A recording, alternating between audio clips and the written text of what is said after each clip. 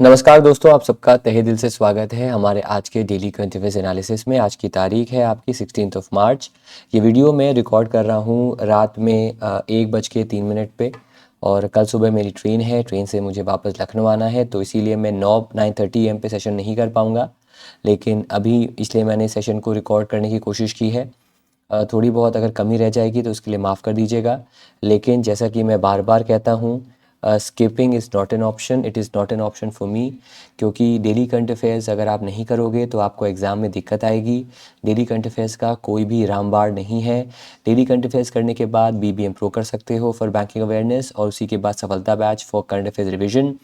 लेकिन बुनियाद basic foundation आपका डेली करंट अफेयर्स से बनेगा, इसीलिए skipping is not an option. तो ये क्लास छोटा रहेगा लेकिन क्लास मिस नहीं होगा, और जो आप सबकी कंटिन्यूटी है, जो हमारे प्यारे ज़ॉम्बीज़ का कंसिस्टेंसी है, वो मिस नहीं होगा। बैंक एग्ज़ाम प्रेप अगर आपको करनी है तो आपको कंसिस्टेंसी दिखानी होगी प्रिपरेशन में, ख़ास तौर पे करंट अफेयर्स में। करंट अफेयर्स को अगर आप मेंस के टाइम पढ़ना कोशिश करोगे तो पहाड़ लगेगा, लेकिन अभी लगोगे तो अभी वो एक दिन की प्रॉब्लम होगी। लेकिन जैसे जैसे दिन बीतते जाएंगे, आपका एक ही कंसर्न होगा कि आपको रिवीजन नहीं हो पा रहा, आपको याद नहीं रह रहा। लेकिन जैसे ही आप क्विज़ लगाओगे और बाद में जब सफलता बैच करोगे तो आपको रिवाइज भी हो जाएगा और आप बार बार कर लोगे।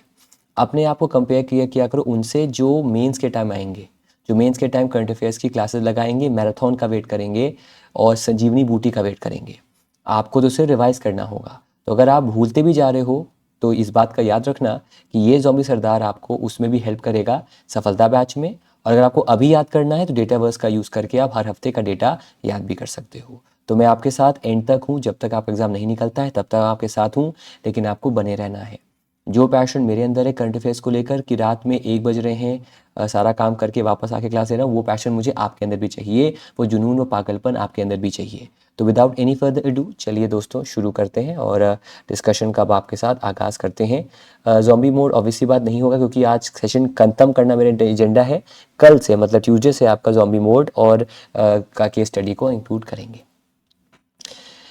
दोस्तों, एक तरफ सेबी है, जहाँ पर सेबी जो है उसका नाम है आपका securities and exchange board of India, वो आपका सेबी का नाम है। ये रहा आपके सामने सेबी। और एक तरफ आपका IPFA है, investor education protection fund authority. SEBI regulator है, मैया बाप है कैपिटल मार्केट का।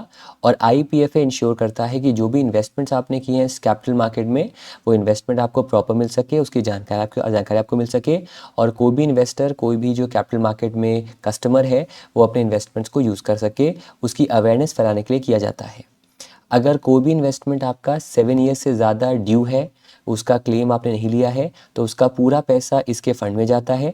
और वो फ़ंड का इस्तेमाल होता है अवेयरनेस फैलाने के लिए इन्वेस्टमेंट को लेकर, कि अगर आप इन्वेस्टमेंट कर रहे हो म्यूचुअल फंड्स में, इन्वेस्टमेंट कर रहे हो स्टॉक मार्केट में, तो उस पैसे को आप समय से निकाल सको, समय से उसका यूज़ कर सको। तो उसके लिए IPFA बने हैं। इसका सिमिलर एक आपका फ़ंड होता है बैंकिंग में, जिसका नाम होता है आपका डेफ फंड के अंदर क्या करते हैं, उस फंड के अंदर हम अगर 10 ईयर से ज़्यादा आपका बैंक डिपॉजिट है और आप वो अनक्लेम्ड है, तो वो पैसा वहाँ ट्रांसफ़र होता है। और वो पैसा RBI जो है फिर वो अवेयरनेस के बारे में रखता है, ताकि बैंक डिपॉजिट्स अवेयरनेस के बारे में लोग जान सकें। उसी तरीके से यहाँ पर 7 ईयर्स के बाद वही काम IPFA जो है वो आपका करता है। तो इन लोगों ने मिलकर दोस्तों लॉन्च किया है आपका निवेशक शिविर। निवेशक शिविर को लॉन्च किया IPFA ने, फुल फॉर्म दिया हुआ है। ये सेबी के साथ किया है और दोनों कोलैबोरेशन हुआ है under ministry of corporate affairs. पिछले साल सवाल आया था कि भारत की मिनिस्टर कौन है कॉर्पोरेट अफेयर्स की, तो उनका नाम है निर्मला सीतारमन। निवेशक शिविर इसका नाम है और हर साल होता रहता है। इस बार के निवेशक शिविर का जो वेन्यू है वो आपका भुवनेश्वर है, जो कि उड़ीसा में बेस्ड है आपका। ये एक वन स्टॉप प्लेटफॉर्म है जो इन्वेस्टर इन सर्विसेज को आपका देखता है, और इसमें जो अनक्लेम डिविडेंड्स होते हैं, शेयर्स होते हैं, उनको आप रिकवर कर सकते हो। जो पैसा आप इन्वेस्ट करके भूल गए, उनको यहाँ से आप रिकवर कर सकते हो। उसकी अवेयरनेस के लिए शिविर को लॉन्च किया गया है। तो यहाँ पर खास तौर पे अगर आपका कोई भी इन्वेस्टमेंट, कोई भी डिविडेंड जो प्रॉफिट का शेयर होता है, अगर वो 6-7 ईयर्स पुराना है, उसको भी निकाल सकते हो। On the spot KYC update होता है। KYC मतलब नो योर कस्टमर, वो अपडेट भी यहाँ पर आपका होता है। और अगर आपका इन्वेस्टमेंट में कोई नॉमिनी है, और या फिर आप नॉमिनी बनाना है इन्वेस्टमेंट में, उसको बना सकते हो, या नॉमिनी को अगर पैसे क्लेम करने हैं और समवन जिसका डेथ हो गया है और वो नॉमिनी के नाते पैसा क्लेम करना चाहता है, वो भी यहाँ पर कर सकते हैं। कोई क्लेम है इन्वेस्टमेंट का, उसको भी कर सकते हैं। यहाँ पर इन्वेस्टर्स, कंपनीज और जो रजिस्ट्रार ट्रांसफर एजेंट्स होते हैं जो आपका इन्वेस्टमेंट को मैनेज करते हैं, उनसे भी बातचीत यहाँ पर वो कर सकते हैं। सेबी की बात करें, सेबी की शुरुआत हुई 1988 में। सेबी के जो करंट हेड है, उनका नाम है तुहिन कांता पांडे। और 92 में सेबी एक्ट आया, जिसकी वजह से सेबी बना स्टैचुटरी पावर, सेबी बना आपका रेगुलेटर स्टॉक मार्केट का, कैपिटल मार्केट का, और तब से लेकर अब तक वो दोस्तों जो है वो काम कर रहा है। और उसी के तहत IEPFA है। एक आपका होमवर्क है, IEPFA कब बना, ये आप मुझे कमेंट सेक्शन में बता सकते हैं। अब आते हैं दोस्तों बैंकिंग एंड फाइनेंशियल अवेयरनेस पे। शुरुआत करते हैं। आइए ज़रा एक बार मैं चाहूँगा, ठीक है वीडियो रिकॉर्डेड है, लेकिन मैं चाहूँगा एक बार ज़रा कमेंट सेक्शन में आप लोग स्माइल कर दीजिएगा, मुस्कुरा दीजिएगा। उम्मीद करते हैं पहली खबर आपको कतरा कतरा छप गई है, एंड आई होप सबको यहाँ तक समझ में आ रहा है। बार बार एक ही बात कहूँगा, skipping is not an option. जब आप बेमन से भी पढ़ाई करना शुरू कर दो, तब आपकी सही प्रोग्रेस है। जब आप बेमन से भी, आपका हिम्मत नहीं कर रहा है, फिर भी हिम्मत कर रहे हो कि नहीं मुझे करना है, तभी आप सक्सेसफुल होगे। क्योंकि बैंक एग्ज़ाम की तैयारी आपको मेंटली परेशान कर सकती है, और अगर आप मेंटली स्ट्रांग बनना है तो हमेशा याद रखिएगा, skipping is not an option. चलिए बैंकिंग फाइनेंशियल अवेयरनेस पे आते हैं। इंडिया में और दुनिया में एक रेटिंग एजेंसी है जिसका नाम है फिच। फिच को दोस्तों कहा जाता है CRA, जहाँ पर CRA का फुल फॉर्म होता है क्रेडिट रेटिंग्स एजेंसी। एक ऐसी एजेंसी जो आपका कंपनीज़ को, कंट्रीज़ के परफॉर्मेंस को, फाइनेंशियल परफॉर्मेंस को आपका रेट करती है। तो फिच ने इंडिया का जो ग्रोथ रेट है उसको रेज़ किया है टू 7.5%। इस परसेंटेज पे फिच जो है उसने इंडिया का ग्रोथ रेट आपका रेज़ किया है। इंटरेस्टिंग बात यह है कि पहले इनका था 7.4% का। अब यहाँ पर देखिए लिखा हुआ है फाइनेंशियल ईयर 25-26। इसका मतलब क्या होता है? इसका मतलब होता है हम यहाँ पर बात कर रहे हैं 1 अप्रैल 2025 से लेकर 31 मार्च 2026 तक, इस समय काल की, इस पीरियड की बात कर रहे हैं। तो इस पर्टिकुलर पीरियड में जो ग्रोथ रेट हमारी है वो अब रहेगी 7.5% एज पर फिच, जो कि पहले इनके अकॉर्डिंग आपका 7.4% पे थी। कहा गया है कि डोमेस्टिक डिमांड ज़्यादा है, कंज्यूमर स्पेंडिंग आपका बढ़ा है, इन्वेस्टमेंट एक्टिविटी बढ़ी है, डोमेस्टिक डिमांड मोमेंटम इंक्रीज कर रहा है, और बाकी सब चीज़ें छोड़ दीजिए। हाँ, ये वाला पढ़ सकते हैं, अगले फाइनेंशियल ईयर में इनके हिसाब से इंडिया जो है वो ग्रो करेगा 6.7% पे। तो वो स्टेटमेंट भी चाहें तो यहाँ पर याद कर सकते हैं। तो इस साल ग्रो करेगा 7.5% इस फाइनेंशियल ईयर में, और अगले में ग्रो करेगा आपका वो 6.7%, जो यहाँ पर मेंशन किया गया है। यहाँ तक समझ में आया सबको? यहाँ तक कतरा कतरा छप गया सबको, एवरीवन? अच्छा, एक चीज़ ज़रा मैं आउट ऑफ द बॉक्स आपको यहाँ ज़रा हम गूगल भी कर लेते हैं उसके लिए, कि फिच का रेटिंग सिस्टम एक बार जानिए। ये थोड़ा सा डिफरेंट होता है आपका, ठीक है? रेटिंग सिस्टम अलग अलग चार्ट होता है आपका। इसका चार्ट को देखते हैं तो यहाँ पर ज़रा इमेज में आ जाते हैं, और यहाँ पर आपको रेटिंग चार्ट जो है वो फिच का दोस्तों आपको दिखेगा। एंड ये आप देखिएगा, ये कुछ रेटिंग चार्ट आपका होता है। अगर आप इसको देख पा रहे हैं तो मैं इसको जूम कर देता हूँ आपके लिए। यहाँ पर आप देखिएगा कि 3 रेटिंग एजेंसी दुनिया की लेजेंडरी है, मूडीज़, S&P और फिच, ठीक है? जो मूडीज़ होता है वो, उसकी सबसे बड़ी रेटिंग होती है AAA, जहाँ पर पहला कैपिटल होता है, बाकी 2 स्मॉल होते हैं स्मॉल केस में। S&P फिच का सेम होता है, AAA होता है। तो अगर आपसे सवाल आता है कि अगर किसी कंपनी को, किसी कंट्री को हमने BBB- का रेटिंग दिया है, तो वो किस में आती है? वो लोअर मीडियम ग्रेड में आती है। लेकिन जैसे ही आपका BBB- से नीचे आता है इन टर्म्स ऑफ फिच, तो वो क्या आती है? नॉन इन्वेस्टमेंट ग्रेड में आती है। वो जंग कैटेगरी में उसको हम काउंट करते हैं। तो ये आपकी हेल्प भी करेगा आगे चल के इन्वेस्टमेंट्स में भी आपको। लेकिन अगर अभी की बात करें तो अगर कोई भी इन्वेस्टमेंट आपका BBB- से कम है तो उसे नॉन इन्वेस्टमेंट ग्रेड में काउंट किया जाता है, और उसमें अलग अलग होते हैं। उनमें अगर आपका D है, डबल D है, ट्रिपल D है, तो वो इन डिफ़ॉल्ट है, मतलब वो बेकार ऑलरेडी हो चुका है। CCC होता है आपका डिफ़ॉल्ट, इमिनेंट होने वाला है या काफ़ी ज़्यादा खतरे वाला है।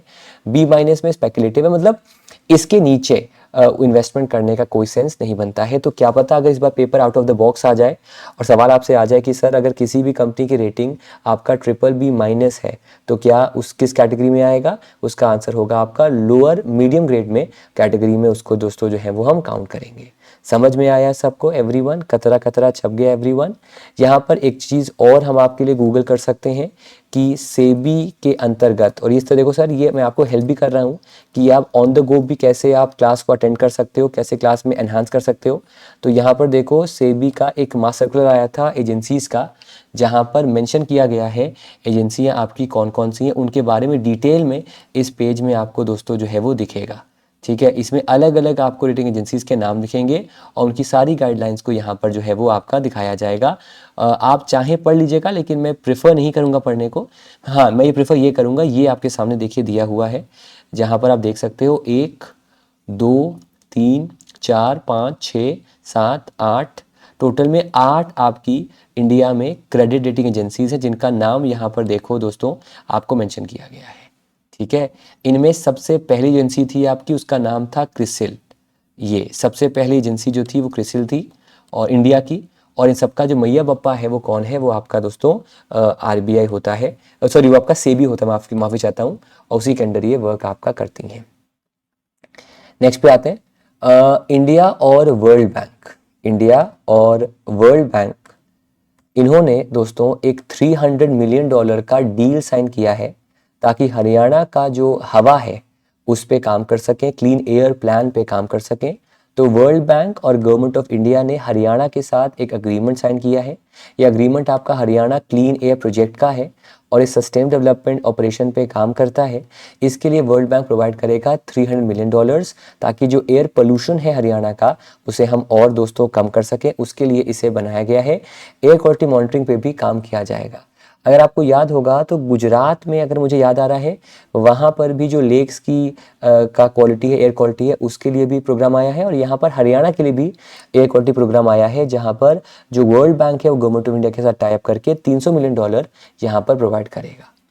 ये प्रोग्राम जो है, उस प्रोग्राम का नाम, उसको लिंक किया गया है with the Indo Gangetic plains and Himalayan foothills.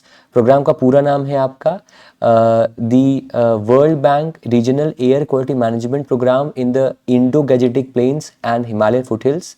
ये प्रोग्राम का मकसद है कि इंडिया में ख़ास तौर पे जो आपके प्लेन एरियाज़ है यूपी का या फॉर दैट मैटर हरियाणा का, जहाँ पर गंगा बहती है, गंगा की सब्सिडरीज ट्रिब्यूटरीज बहती हैं, या हिमालय फुटहिल्स हैं, वहाँ कैसे पोल्यूशन कम करें, एयर क्वालिटी बेटर करें, उनके लिए किया गया है। वैसे भी मैक्सिमम सिटीज़ टॉप 100 में जो हैं वो इंडिया से ही हैं, टॉप 10 में भी कई सिटीज़ इंडिया से भी हैं। इंडिया का जो कैपिटल है one of the worst air quality Capitals है, तो उन सबको देखते हुए प्रोग्राम लॉन्च किया गया है।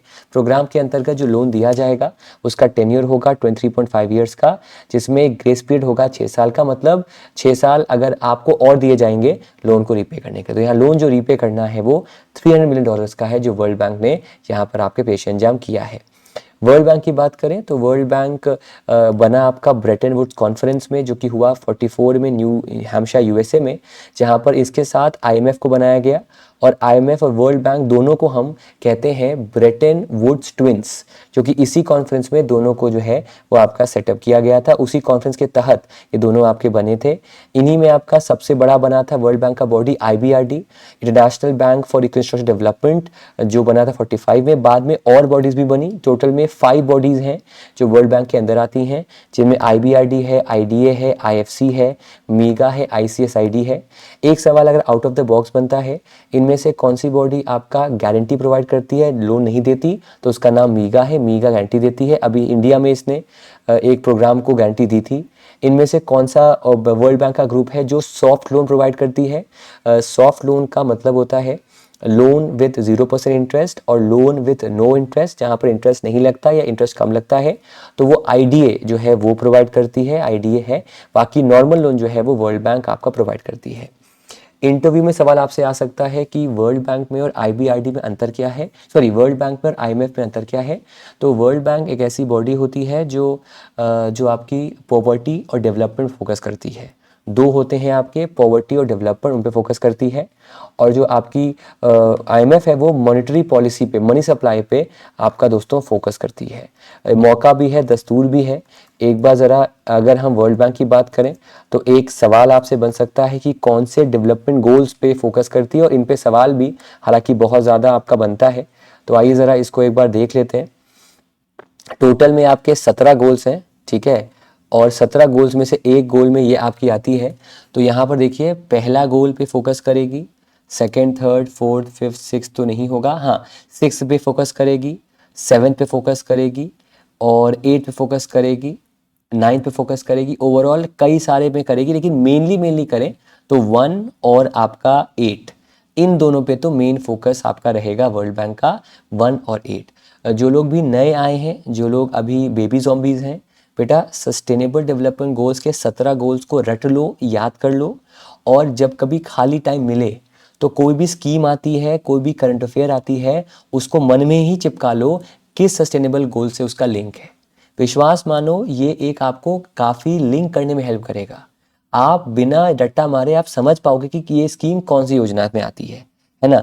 जैसे कि अगर मैं पूछूं आपसे पीएम सूर्य घर मुफ्त बिजली योजना, वो किस में आएगी? 7 में आएगी, ठीक है। मिड डे मील या पोषण योजना किस में आएगा? 0 हंगर में आएगा, एग्जाम्पल के तौर पर।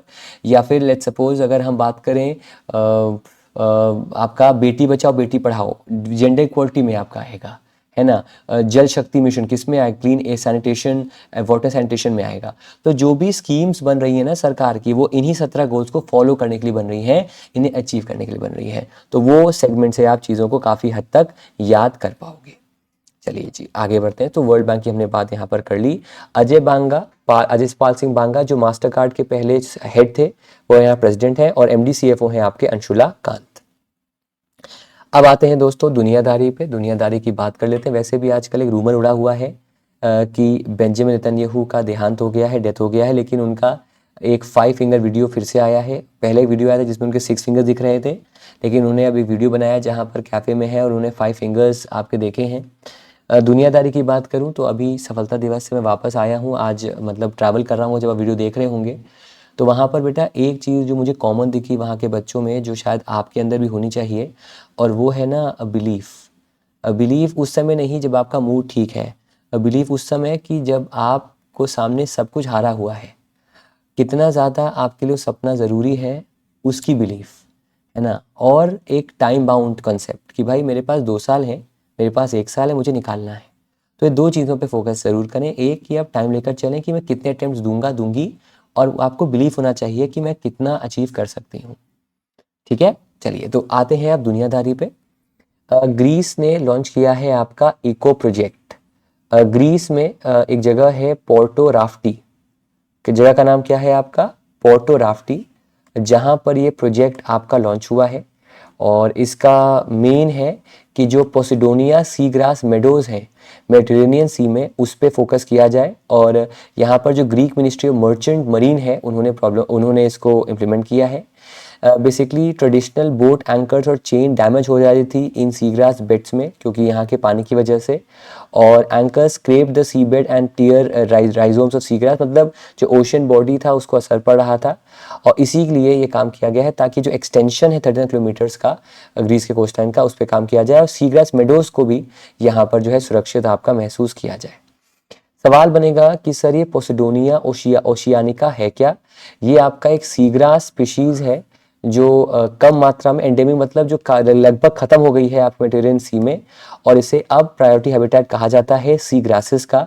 ये मरीन फ्लावरिंग प्लांट्स होते हैं जो शैलो कोस्टल वाटर्स पाए जाते हैं।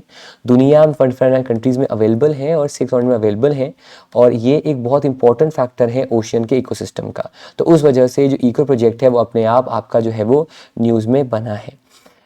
एक बार ज़रा मैं इसको जानना चाहूँगा क्योंकि ये बड़ा इम्पोर्टेंट है। नाम है इसका पोसिडोनिया सी ग्रास मेडोज। क्या नाम है इसका? ज़रा गूगल कर लेते हैं, ठीक है। नाम है इसका पोसिडोनिया सी ग्रास मेडोस, ये नाम है इसका, ठीक है। कुछ नहीं करना होता सर, इसको रिसर्च करना होता है, तो आप AI मोड पे इसको रिसर्च आराम से कर सकते हैं। यहाँ पर आप देखो कुछ ऐसा, इनको आप स्क्रीन पे देख सकते हैं। ये वास्ट अंडर वाटर इकोसिस्टम है जो मेडिटेरेनियन सी में आपके पाए जाते हैं। इन्हें ऑफन कहा जाता है लंग्स ऑफ मेडिटेरेनियन। बेटा एक कमेंट आया जो मुझे बहुत जिसने मुझे सोचे मजबूर किया। कमेंट आया कि तू ससुर एक्स्ट्रा बहुत पढ़ाता है, तू ससुर आउट ऑफ द बॉक्स पढ़ाता है। पहली बात तो तो मुझे थोड़ा ऑफेंस लगा क्योंकि मैं लखनऊ से हूँ और हम लोग हर किसी को आप ही कहते हैं, तो पहले तो वो अजीब लगा। दूसरा कि आउट ऑफ द बॉक्स नहीं कराऊंगा तो मेरे में बाकी में अंतर क्या रहेगा, है ना। तो प्लीज़ मुझे अपने हिसाब से पढ़ाने दीजिए। हाँ, आपकी जो डिमांड है 1 आवर 15 मिनट्स की, उतने में ही करा दूंगा मैं, लेकिन प्लीज़ मुझे पढ़ाने दीजिए, ठीक है। तो इन्हें लंग्स ऑफ मेडिटेरेनियन कहा जाता है और ये मेडोज होते हैं, ये सीवुड नहीं होते, लेकिन ये फ्लावरिंग प्लांट्स होते हैं जिनमें रूट्स होती हैं और उनसे मिलकर ये कब बनता है। और ये 25,000 से लेकर 50 किलोमीटर स्क्वायर के बीच ये आपकी दोस्तों पाई जाती हैं। इनका रोल क्या है? पहला, ऑक्सीजन। एक single square metre of seagrass जो है वो करीब 14 से 20 लीटर ऑक्सीजन प्रोवाइड करती है। ये कार्बन को स्टोर करते हैं फॉर मिलेनियास, जिससे कि जो आपका क्लाइमेट चेंज है उस पे इसका असर कम पड़ता है। ये बायोडाइवर्सिटी हब है, करीब 1000 एनिमल प्लांट स्पीशीज के आसपास पाए जाते हैं और ये बैरियर रीफ की तरह वर्क करते हैं और ये वेव एनर्जी को और बीच इरोजन को, यहाँ तक कि सुनामीज तक को ये आपका रोकने में हेल्प आपका कर सकते हैं। आमतौर पे मेडिटेरेनियन बेसिन में पाए जाते हैं, जहाँ पर मेनली स्पेन में, और अभी हमने बात की ग्रीस में, इटली और ट्यूनीशिया और फ्रांस, इन सब जगह पाए जाते हैं। स्पेन में इन्हें कहा जाता है इबीजा में और फॉर्मेंटारा में, फ्रांस में कॉर्सिका में। अगर आपको याद होगी तो जो मूवी आई थी ना तमाशा, उसमें कॉर्सिका को दिखाया गया है, वो फ्रांस में है। और अभी हम बात जो कर रहे हैं वो ग्रीस की यहाँ पर दोस्तों आपकी बात कर रहे हैं। जो मेडोज हैं आपके इबीजा के और फॉर्मेंटारा के, उन्हें यूनेस्को ने वर्ल्ड हेरिटेज साइट का स्टेटस भी दिया है due to their age and ecological factors. तो उस वजह से ये बहुत बड़े लेवल पर आपका दोस्तों जो है वो वर्क करता है। मेन प्रॉब्लम इसका है एंकर डैमेज का। जो बोट एंकर्स होते हैं उससे प्लांट्स अप्रूट हो जाते हैं, उनको बचाने के लिए ये एक जो योजना है ग्रीस ने वो आपकी स्टार्ट की। उम्मीद करता हूँ कि आपको समझ में आ गया है ये सब क्या है और उसके लिए इसे बनाया गया है एंड उसको ही यहाँ पर आपको जानना है। फिर बात करते हैं दोस्तों हम खार्ग आइलैंड की। ज़रा इसको भी पहले एक बार देख लेते हैं क्योंकि इसका स्टैटिक जीके आपके लिए ज़रूरी होगा। ये है आपका कौन सा आइलैंड दोस्तों? खार्ग आइलैंड, ठीक। कौन सा आइलैंड है आपका दोस्तों? ये खार्ग आइलैंड है, ठीक है। अब देखो ये क्यों न्यूज़ में है। ये न्यूज़ में इसलिए है, यहाँ पर देखिए, US has attacked on Kharg island, it marks a new escalation in war, जिससे ऑयल प्राइस आपका बढ़ सकती है। खार्ग इंपॉर्टेंट क्यों है? क्योंकि खार्ग आपका ईरान का प्राइम ऑयल एक्सपोर्ट हब है ना। तो Kharg island is an 8 kilometre long coral island जो पर्शियन गल्फ में पाया जाता है, around 50 kilometres from Iranian mainland, और इसे हेविली बॉम्ब किया है यूएस ने। Almost all of Iran's oil exports flow through this island despite 5000 targets being target in that country since the start of this war.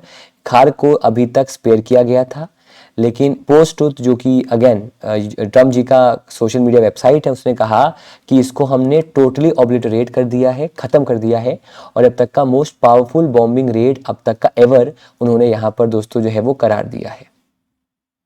यार ये क्या हुआ? एक सेकंड रुकिएगा।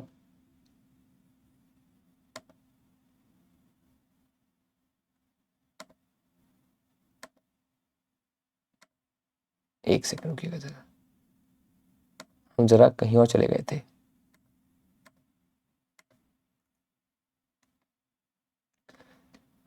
ज़रा हाँ कुछ एक सेकंड रुकिएगा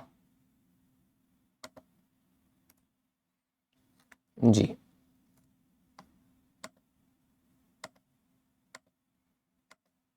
अब आपको दिखाई दे रहा है? एक सेकंड रुकिएगा ज़रा।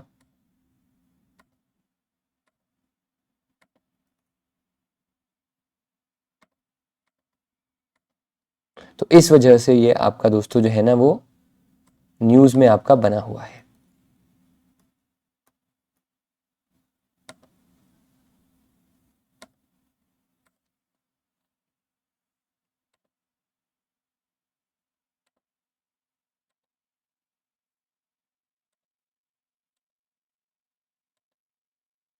एक सेकंड रुकिएगा बस ज़रा।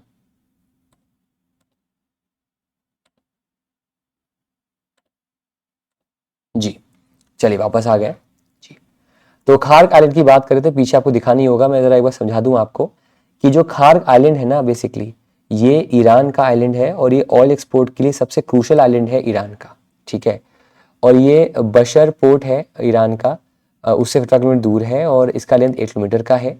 ये main crude oil export terminal है ईरान का, और ईरान पेट्रोलियम का एक्सपोर्ट यहीं से मेनली आपका जो है वो दोस्तों होता है, ठीक है।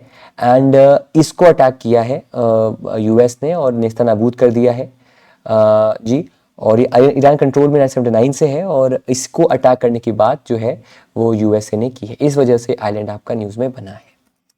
अब आते हैं दोस्तों दुनियादारी पे, दुनियादारी की ज़रा बात कर लेते हैं, दुनिया में क्या चल रहा है। यहाँ तक सबको समझ में आ गया, थोड़ा सा बीच में डिले आया था, लेकिन आई होप यहाँ तक आप सबको कतरा कतरा समझ में आ गया है। अब आते हैं दोस्तों दुनियादारी पे, देश में क्या चल रहा है उस पर। हेल्थ मिनिस्ट्री ने ग्रांट किया है lifetime validity to FSSAI licence. यहाँ पर देखिएगा, Ministry of Health Family Welfare ने एक अप्रूव किया है perpetual validity for registration licences issued by FSSAI। NITI आयोग ने रिकमेंड किया था, जहां पर अगर कोई कंपनी चाहती है लाइसेंस लेना लाइफ टाइम का, तो उसको ये लाइसेंस मिल सकता है। अभी तक जैसा कि मेरा भी एक कैफ़े है, वहाँ पर पीरियोडिकली आपका लाइसेंस मिलता है 1 साल का, 3 साल का, 5 साल का। लेकिन अगर आप एक बार करा लोगे अब, तो परमानेंट भी लाइसेंस आपको यहाँ पर मिल सकता है। हाँ, अगर आपने कोई वैल्यूएशन किया तो उस पर फाइन लगेगा, लेकिन अब एक ऑप्शन आया है जिसमें कि आप पूरा जो आपका एक क्या कहते हैं पूरे साल का जब तक कि आप कंपनी चलाओ तब तक आप फूड लाइसेंस आराम से ले सकते हो। तो बार बार आपको रिपीट नहीं करना पड़ेगा, आराम से आप रिन्यू कर पाओ, आराम से आप कंटिन्यू कर पाओगे। यहाँ पर कहा गया है रिवाइज टर्न लिमिट, अगर बेसिक करना है आपको, अगर 12 लाख रुपए तक का आपका टर्नओवर है तो बेसिक रजिस्ट्रेशन आपको करना होगा। अगर आपकी कंपनी का कैफ़े का फूड आउटलेट का टर्नओवर 1.5 करोड़ के ऊपर है तो आपको नया रजिस्ट्रेशन जो है वो करना पड़ेगा। स्टेट में कहा गया है कि स्टेट लाइसेंस मिलता है उन बिजनेसेस को जिनका टर्नओवर 50 करोड़ से ऊपर है, और सेंट्रल मिलता है उनको जिनका 50 करोड़ से ऊपर है देश भर के अंदर। स्ट्रीट फूड वेंडर्स की बात करें तो स्ट्रीट फूड वेंडर्स जो street vendors protection of livelihood and regulation of street vending act में आते हैं, उनको ऑटोमेटिकली कंसिडर किया जाएगा अंडर FSSAI, और इसे करीब 10 लाख स्ट्रीट वेंडर्स का फ़ायदा जो है वो दोस्तों यहाँ पर आपका हो जाता है। तो उस वजह से भी एडवांटेजियस आपका एक रोल प्ले करता है। FSSAI की बात करें तो ये फेमस है अपने ईट राइट इंडिया मूवमेंट के लिए 2018 के लिए, safe food share Joy clean street food hub 2019 के लिए, डाइट फॉर लाइफ के लिए, रूको करके एक मूवमेंट है जहां पर रीपर्पस यूज्ड कुक ऑयल पे कोई ये एक तरह से अवेयरनेस फैलाता है। फॉस्टैग करके न्यूज़ में है जो सर्टिफिकेशन देता है under food safety training and certification. आज से थोड़ा कम कैंपेन जो कैलोरी डेफिसिट को प्रमोट करता है, ऐसे तमाम कैंपेन्स को प्रमोट करता है आपका FSSAI। आगे बढ़ते हैं। हमारे देश को आज़ादी के कितने साल हो गए हैं आप जान भी चुके हो, 75 साल के ऊपर हो चुके हैं, 75 ईयर्स के ऊपर। लेकिन फिर भी कहीं ना कहीं हमारे देश में बाल विवाह एक प्रॉब्लम है, specifically in the state of Rajasthan. तो चाइल्ड मैरिज एक बहुत बड़ा प्रॉब्लम है, और गवर्नमेंट इंडिया को चाइल्ड मैरिज फ्री करना चाहता है। इसके लिए इंडिया में prohibition of child marriage act 2006 launch किया गया था, जो मेन लॉ है प्रोहिबिटिंग चाइल्ड मैरिज को इंडिया में। ये पनिशमेंट देता है जो प्रमोट करते हैं, पार्टिसिपेट करते हैं चाइल्ड मैरिज में। Child daughter and labour act 86 को ये प्रमोट करता है, उसको एक तरह से इसने रिप्लेस किया था। और ये जो आपका एक्ट है वो चाइल्ड लेबर को भी जो है वो एलिमिनेट करता है या प्रिवेंट करता है।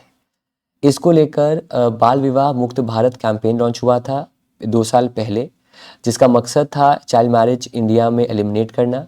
जो CMPO नेटवर्क है, CMPO जो नेटवर्क है आपका, उसको एक तरह से मतलब जो चाइल्ड मैरिज प्रोहिबिशन है नेटवर्क, उसको एक तरह से एक्टिवेट करना, उसको लेकर ये अभियान शुरू हुआ था। उसको इस साल भी आपका रिन्यू किया गया है। इसी के तहत 100 डेज स्पेशल कैंपेन लॉन्च हुआ था 4 दिसंबर 2025 को, जिसमें प्रिवेंट चाइल्ड मैरिज की गई थी, और ग्राम पंचायत लेवल पर मोबिलाइज किया गया था इसको, और ताकि चाइल्ड मैरिज को हम रोक सकें। उसी की चर्चा फिर से आपकी दोस्तों जो है वो हुई है। तो इसका पोर्टल है, उसका नाम है बाल विवाह मुक्त भारत पोर्टल। इसका वेबसाइट है stopchildmarriage.wcd.co.in, जिससे करीब हम चाइल्ड मैरिज को रोकने की कोशिश कर सकते हैं। क्लियर है आप सबको, यहाँ तक समझ में आया आप सबको? अब आते हैं नेक्स्ट पार्ट पे। Ministry of housing urban affairs, उन्होंने अमृत मित्र महोत्सव को लॉन्च किया है। अमृत मित्र महोत्सव को दिल्ली में भारत मंडपम में लॉन्च किया गया। यहाँ पर जो विमेन SHGs का कंट्रीब्यूशन है अमृत सिटीज अमृत मित्र के तौर पर इन अमृत मिशन 2.0 उसको तहत किया गया है। यहाँ पर जो विमेन एसएचजी मेंबर्स हैं उन्हें बनाया गया अमृत मित्र, ताकि अमृत मिशन को हम सिटी लेवल पर लॉन्च कर सकें। अमृत मित्र आपके विमेन एसएचजी मेंबर्स हैं जो अर्बन वाटर मैनेजमेंट पे काम करती हैं, वाटर क्वालिटी टेस्टिंग में वॉलंटियर करती हैं, बिलिंग कलेक्शन और वाटर सप्लाई चार्जेस को करती हैं, अवेयरनेस फैलाती हैं, जो वाटर असेट्स हैं उन्हें मैनेज करती हैं, फीकल सच मैनेज करती हैं। तो इन सब को मैनेज करने के लिए इन्हें बनाया गया था अमृत मित्र। उनकी जो अकॉम्प्लिशमेंट है उसको ministry of housing urban affairs ने आपका जो है वो प्रमोट यहाँ पर दोस्तों किया। एक सवाल, हाँ ठीक है, एक आपका होमवर्क है, अमृत मिशन कौन सा सस्टेनेबल डेवलपमेंट गोल पे फोकस करता है? सवाल पहला। सवाल दूसरा, अमृत मिशन 1.0 कब लॉन्च हुआ और 2.0 कब लॉन्च हुआ? ये दो सवाल पेपर में आपसे आ सकते हैं। फिर दोस्तों चिराग पासवान जी ने अनवेल किया है PMFME इंक्यूबेशन सेंटर। इसको इनॉग्रेट किया चिराग पासवान जी ने तेजपुर यूनिवर्सिटी में इन सोनितपुर डिस्ट्रिक्ट असम। इसको लॉन्च किया ministry of food processing industries ने।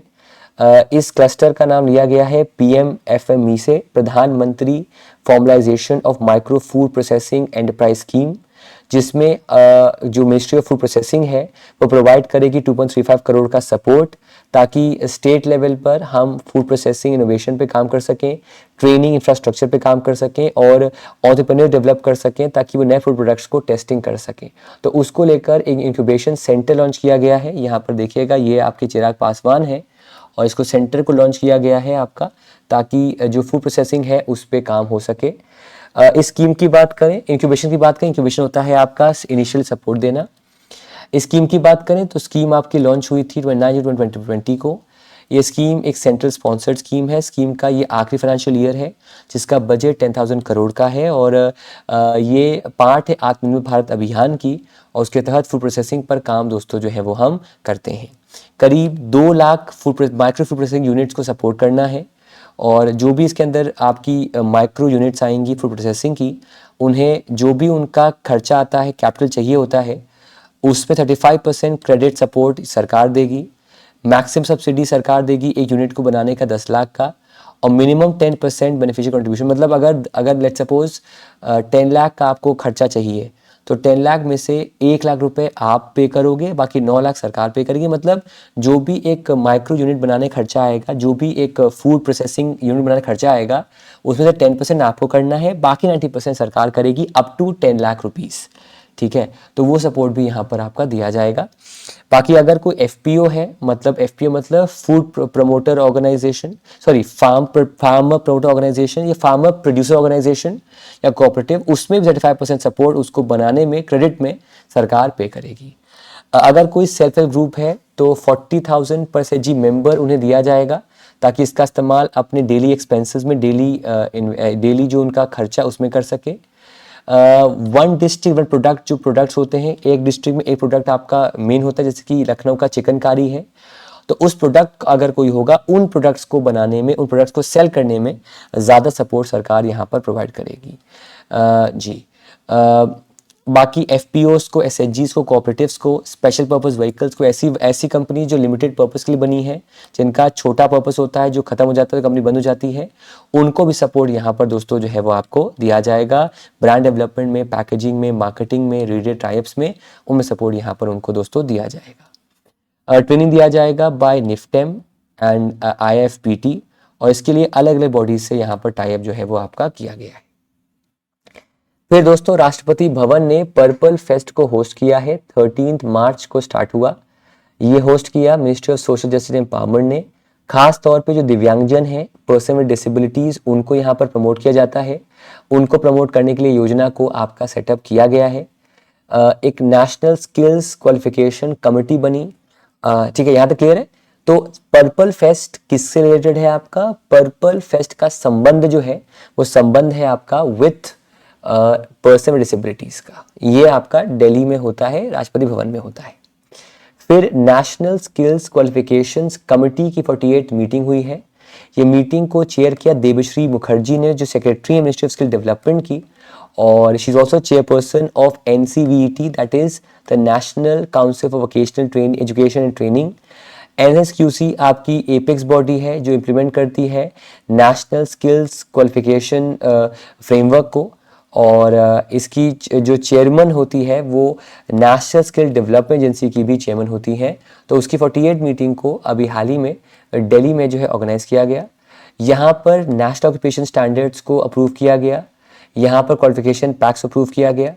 ये स्टैंडर्ड डिसाइड करेंगे ऑक्यूपेशन में क्या स्टैंडर्ड होने चाहिए, और यहाँ पर ट्रेनिंग प्रोवाइडर्स को सर्टिफिकेट दिए गए और प्रायर लर्निंग के लिए रिकग्निशन दिया गया कि किन किन इंस्टीट्यूट से आप प्रायर लर्निंग पे काम कर सकते हो, अपने स्किल्स पर एनहांसमेंट कर सकते हो।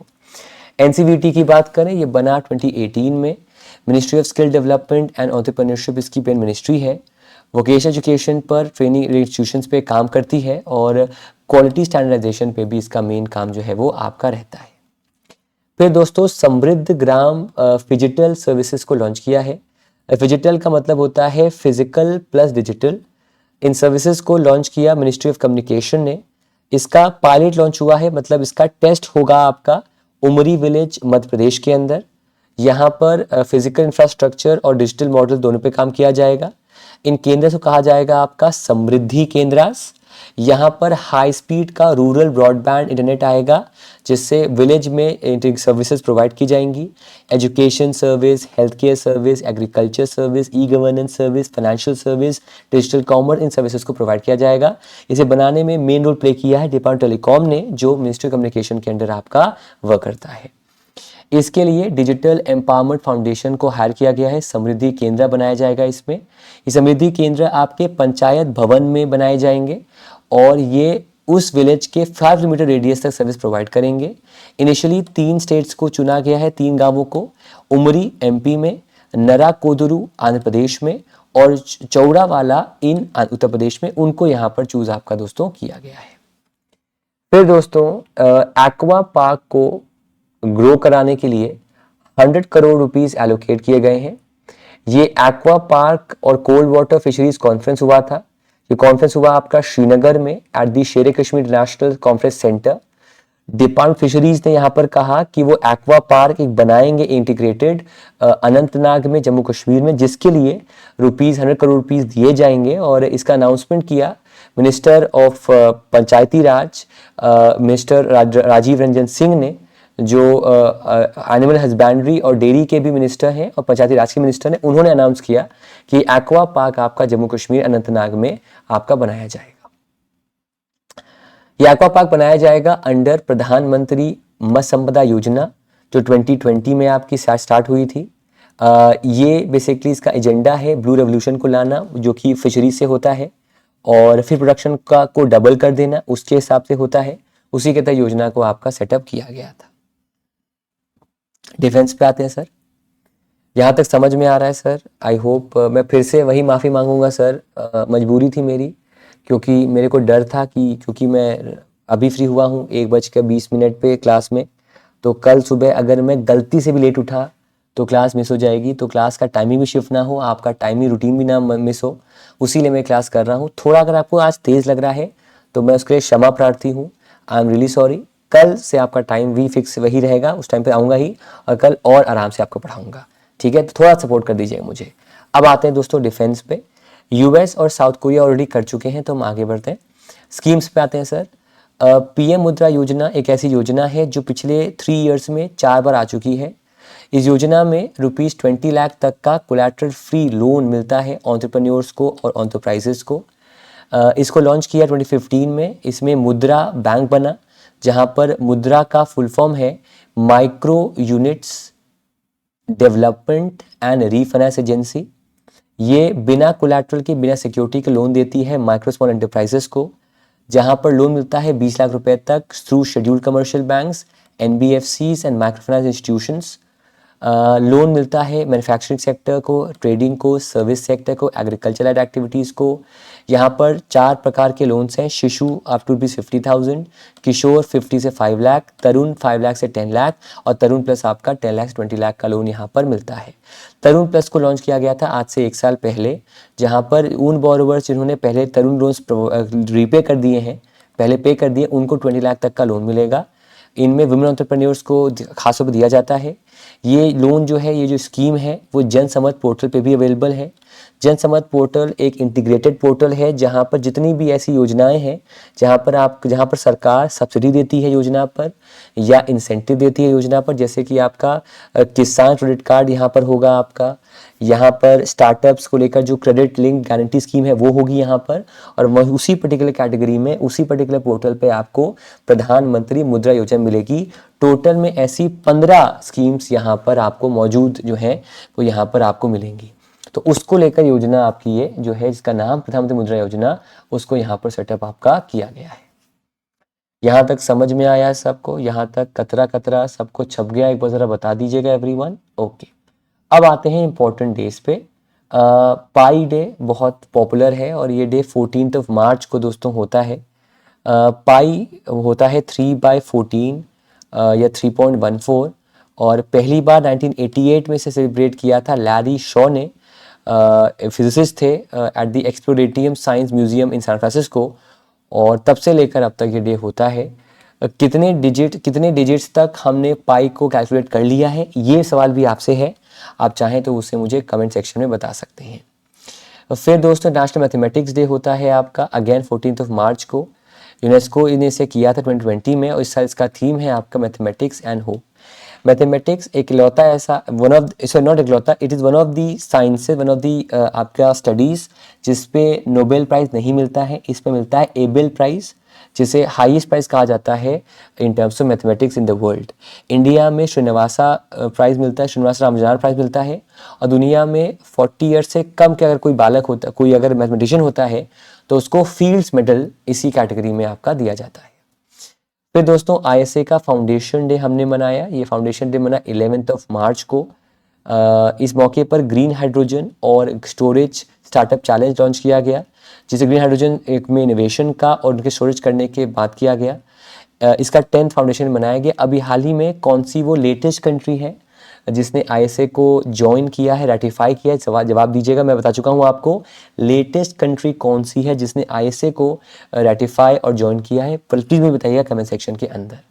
ISA बना आपको 2015 में, पेरिस कॉन्फ्रेंस में से बना 2015 में, COP21 में, और इंडिया और US जो है, इंडिया फ्रांस इसके आपके को फाउंडर्स हैं, और नाइस करके जगह है, नाइस करके एक ऑर्गेनाइजेशन है, एक सेंटर है गुरुग्राम में, जहाँ पर इसको सेटअप आपका किया गया है।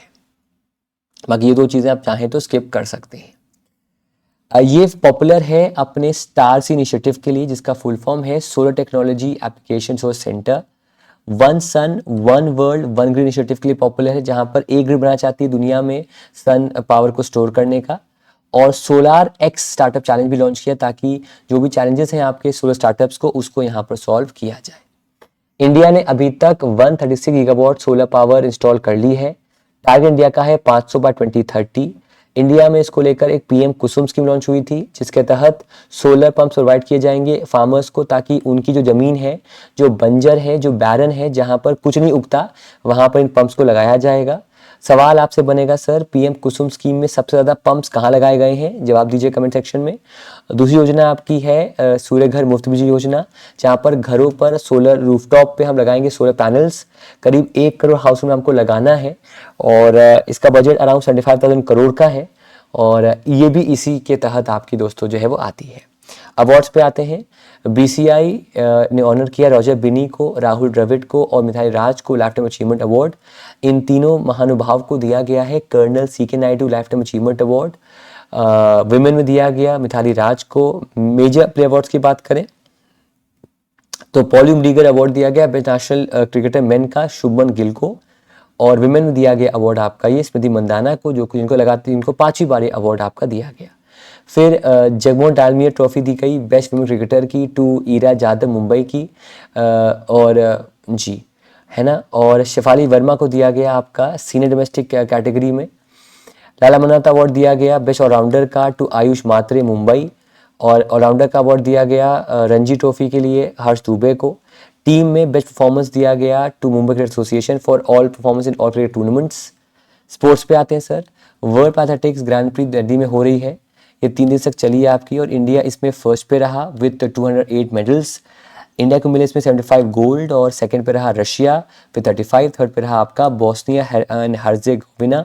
एक आपको होमवर्क है, बॉस्निया हर्जेगोविना का कैपिटल क्या है, करेंसी क्या है, ये आपका दोस्तों यहाँ पर होमवर्क हो सकता है। फिर किमी एंटोनेली ने जीता है अपनी पहली फार्मूला 1 विन।